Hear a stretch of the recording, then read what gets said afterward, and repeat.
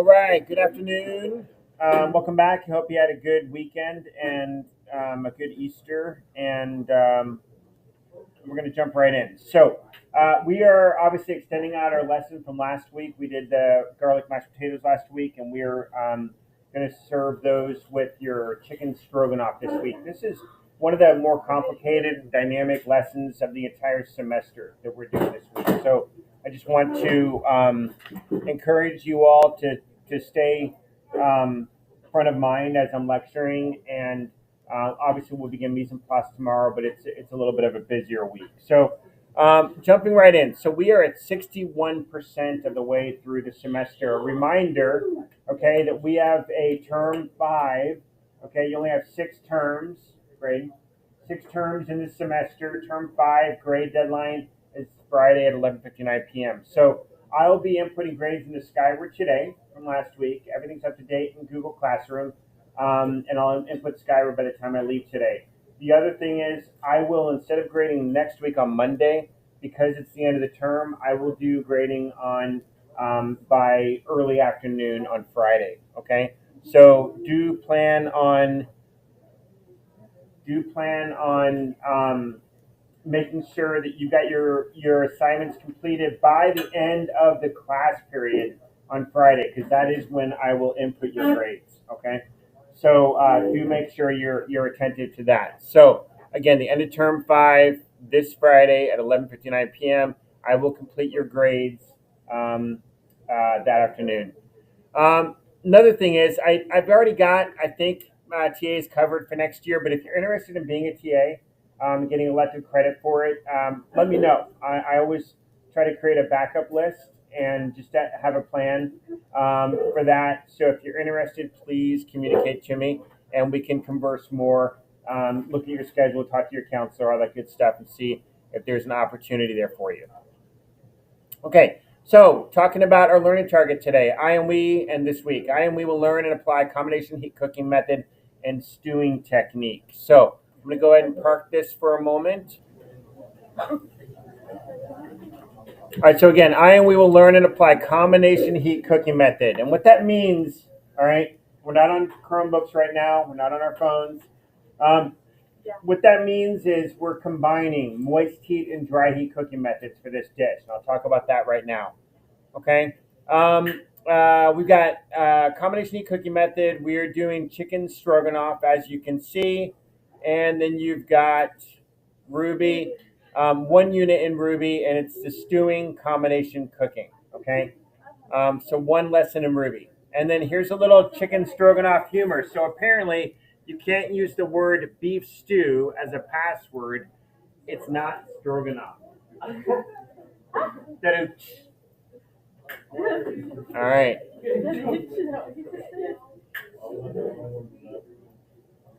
Okay, so moist heat cooking method. Okay, we're using naturally fibrous cuts of meat. So if you look at Team Station 4, you're going to see the anatomy of a cow, okay, a chicken, okay, a pig up there, depending on what angle you're looking at. And the animals are roughly the same in terms of how they are laid out, right? They got legs and thighs that have more connective tissue, more muscle being worked. And then the breast and rib area is less muscular connectivity and less tendons and ligaments. And so it's more tender, more naturally tender, okay? So when you look at the animal, you've got to understand that the cooking technique, listen to this, okay, the cooking technique that you're using is based on where the cut of meat comes from, the origin of the meat on the animal. You can't just go to the store and buy beef, any kind, and say, I'm going to throw that on the grill, all right? Because a lot of the time you might pick something that isn't going to give you a good finished outcome. It won't be naturally tender after you get it off the grill, okay?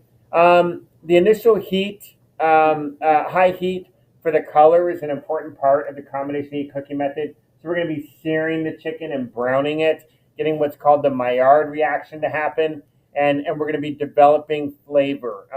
We're going to be supporting that flavor with in this instance, we're going to use a beef or a chicken base, okay? But normally, if you have some chicken stock at home, it's homemade, maybe even like if you roasted a chicken this last weekend for Easter. Maybe you made chicken stock out of the carcass. That's a good way to have some good quality stock on hand just in the freezer. And then one of the things that I'm a believer of is when you make a dish like this, you add the vegetables during the cooking process. Let that nutrient density translate into the dish. Okay, let's not play with that, please. Okay. And then you want to take those vegetables out. So I'll throw, like if it's a beef stew, I'll put in, a whole couple of carrots, a whole rib of celery, a half an onion, and I won't cut it up. And I'll let it contribute to the flavor profile and the nutrient aspect of the dish. And then when it's done braising, I'll pull those whole vegetable pieces out. And then I'll put in the cut up vegetables right towards the end of the cooking process. So the carrots are bright orange, again, more nutrient retention. Everything's got some crispness to it still, and it's more attractive to the eye. All right, and this particular lecture covers also the dry heat cooking technique. So I can't talk about one without talking about the other. So the lecture for the week after next, okay, we do Caesar salad next week, and then that following lecture, I'm doing that now as well, because the context of the entire anatomy of the animal is at hand here. So when we talk about overall cooking techniques, you've got categories of moist heat cooking techniques, like poaching, and I'll list them in a minute, steaming and the such, dry heat cooking techniques, okay, and then combination heat cooking techniques. The cooking technique is defined by the environment in which the food is enveloped. So if it's surrounded by something that's moist, okay, like steam or water or broth or stock, that means it's a moist heat cooking technique.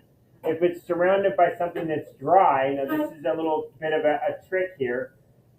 If it's surrounded by something that's dry, okay, like if you're deep frying or pan frying, those are dry heat cooking techniques, okay? Because fat is not water soluble. Fat is not moisture. Fat, actually, when you heat up food, when you put food into fat, it wicks off moisture, right? You think about the French fries that go into the fryer. Some of you work at McDonald's, and so you put the French fries in the fryer. What comes out of that vat immediately?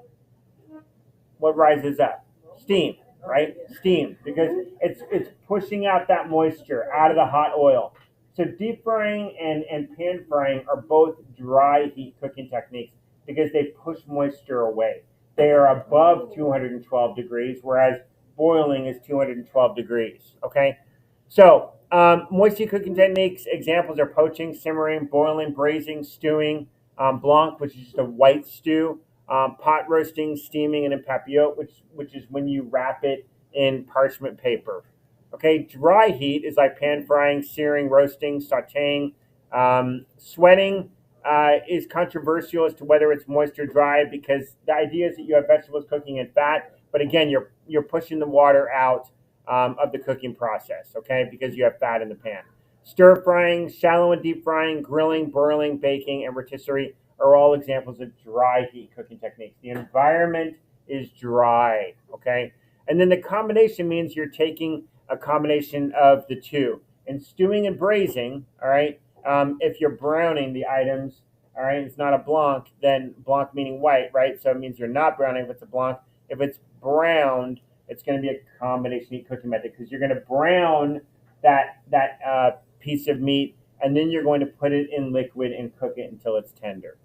So when you look at the animal, the round on the back, okay, this hind area, and the chuck in the fore area of the animal, those are naturally fibrous parts of the animal, okay? More connective tissue, more tendons, more ligaments, and they're working, right? The animal is walking on the ground, so those muscles are working, all right? They're more developed. Whereas the rib and the loin are just sort of hanging out, right? They're not doing much. It's more fatty, okay, and more flavorful as a result of that, but it doesn't have a lot of connective tissue, so it's more tender, okay, naturally. And this applies to every animal, pig, beef, lamb, venison, whatever it is. The principle applies that the round and the chuck are less tender and the rib and the loin are more tender, okay? All right, quick video here. Cool overview.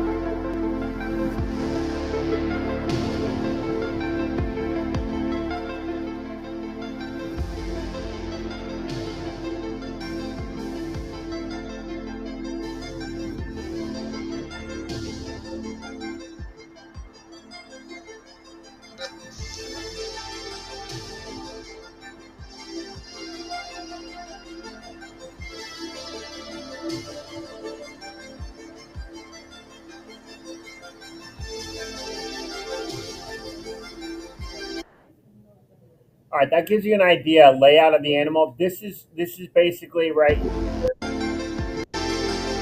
That's what the cow looks like, right? And a pig, same layout, right?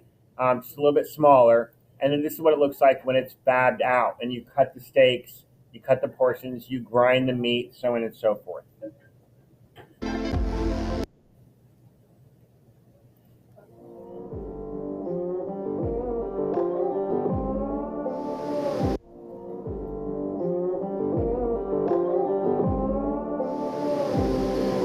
Today, we have a fun one planned. You can see this beef diagram on this paper. You can also see the half of beef that's hanging behind me. I'm sure a lot of you are familiar with what's called a beef chart. You go into your local butcher, you go into your retail store, they're going to have these hanging on the wall behind the meat counter. You see these in restaurants. If you go into a butcher shop, you want to give cutting instructions on a beef. They're going to present you with one of these because this is a roadmap. It's a puzzle where everything is located on a half of a beef. So this is the front, this is the hind, just like you see hanging behind me. So what's cool about this whole video that we're going to do today is we're going to take this beef, we're going to take it out, we're going to lay it on a table, we're going to trace an outline of this entire half on a table. We're going to then remove it and we're going to process this entire half and we're going to lay it back on the table by the piece. And we are literally going to build a beef puzzle. This is going to be what we believe is the best video available on the internet for a full half of a beef explanation, because if you're a visual person, you learn things visually, this one's going to be for you. So we're going to start by finishing breaking this down and we're going to get it out on our table. This is going to be a fun one. Inside and the outside skirt. The outside skirt comes off the inside of well, they both come off the inside of the rib, but the outside skirt, this thinner piece over here, is a little bit thinner. And standard way to buy a brisket is boneless, so that's what we're going to do today for the beef diagram. But we just start by pulling the quarter, which you wouldn't expect to be that tender coming off the front of the animal, because normally the high quality tender steaks come off of the hind. But since it's a muscle that's located right on the top of that shoulder blade, it's just it doesn't get used much on the end. We're also into our beef puzzle table and fill the remaining portion of that in. So there. Just pull this flank steak down.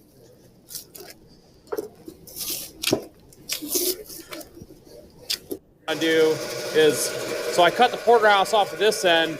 I'm going to spin this whole chunk around and I'm going to cut 3 T-bones off of this end. The remainder portion, I'm going to do some fillet and strip. So that's the difference between bone-in and boneless. So here you have both porterhouses and T-bones. You want to start by just getting a little bit of that excess fat off of there. Nobody.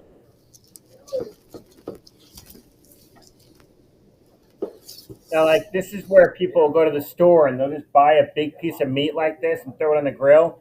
This is part of the top round. All right, it's not naturally tender. Okay, this area that he's fabricating right here. So it's just important to know that just because you're buying a piece of meat, it doesn't mean that it's naturally tender.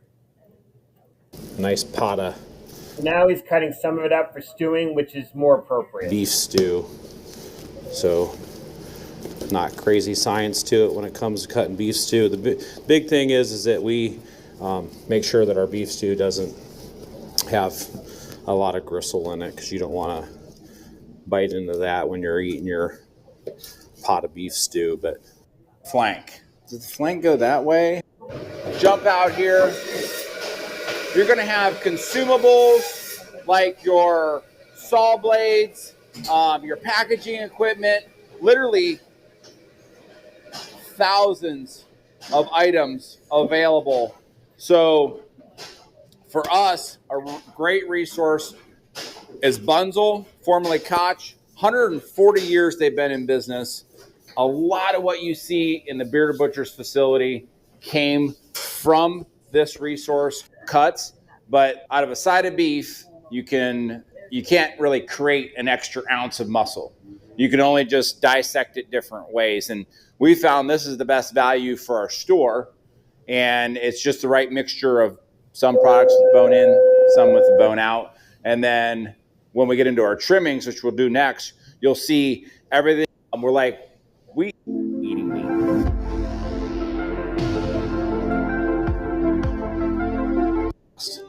Hopefully, visually, like we said earlier in the video, this gives you a better.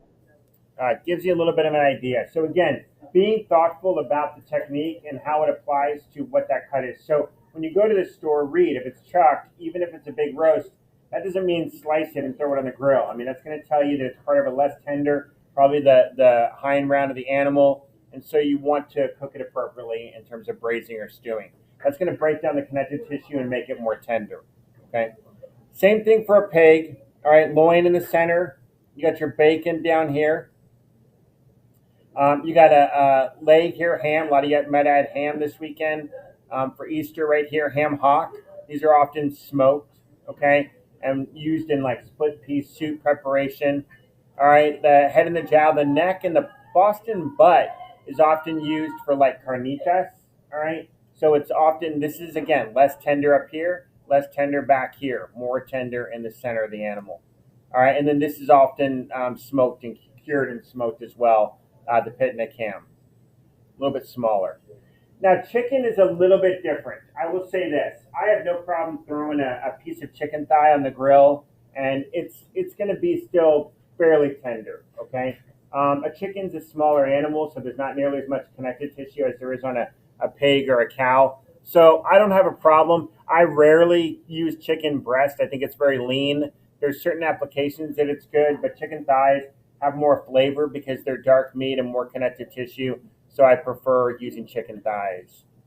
One thing you want to think about is the degree of doneness. All right. So when you're cooking beef or pork, you want to think about the degree of doneness and where is it going to get you that well or medium rare or rare type finish. Okay.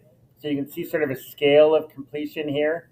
Okay. And what fits into what temperature area, okay? All of that is just trying to present to you. It's important to think about the anatomy of the animal and how that relates to the cooking technique of the animal, okay? So what I want to do now, I want you to go ahead and we're working on Ruby, okay? I'm going to go ahead and open that up. We are doing Ruby, and we're doing the stewing combination cooking. Only one lesson this week, okay? Go ahead and pull your Chromebooks out. Let's work on that, and I'll put a timer up on the screen.